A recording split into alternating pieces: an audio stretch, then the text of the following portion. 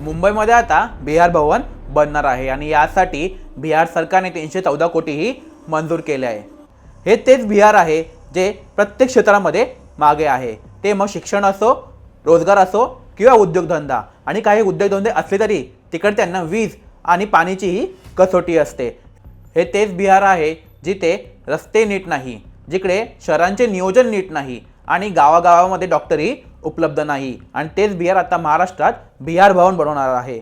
माझी बिहार सरकारला विनंती आहे की तुम्ही हेच 314 कोटी तुम्ही बिहार बांधवांसाठी वापर करा, त्यांना चांगले चांगले रोजगार द्या, उद्योगधंद्यांसाठी त्यांना प्रोत्साहित करा, जेणेकरून ते दुसऱ्या राज्यांमध्ये रोजगारासाठी जाणार नाही आणि अपमानही त्यांना सहन करावा लागणार नाही। महाराष्ट्रात बिहार भवन बनवायची काहीही गरज नाही। तुम्हाला बिहार भवन बनवायचं असेल तर बिहारमध्ये बनवा आणि तिकडच्या लोकांना सक्षम बनवा, कारण की महाराष्ट्र एवढा सक्षम आहे की तो पूर्ण देशाला जगू शकतो। महाराष्ट्रातीलच काही नेते आहेत जे या बिहार भवनच्या बांधकामाला प्रोत्साहन देत आहेत आणि मराठी माणसांनी यांना निवडून स्वतःच्या पायावरती दगड मारून घेतला आहे।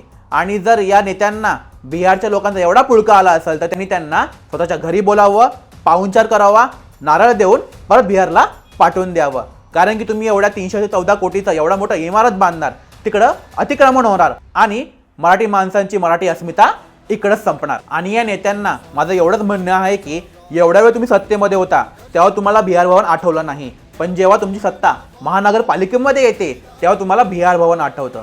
आणि महाराष्ट्रात बिहार भवन बांधणं म्हणजे मराठी माणसाच्या जखमेवरती मीठ चोळण्यासारखं आहे। आणि आता मराठी माणूस गप्पा बसणार नाही, तुम्ही बिहार भवन बांधून दाखवा आणि आम्ही त्याला तोडून दाखवतो। जय हिंद, जय शिवराय, जय भीम।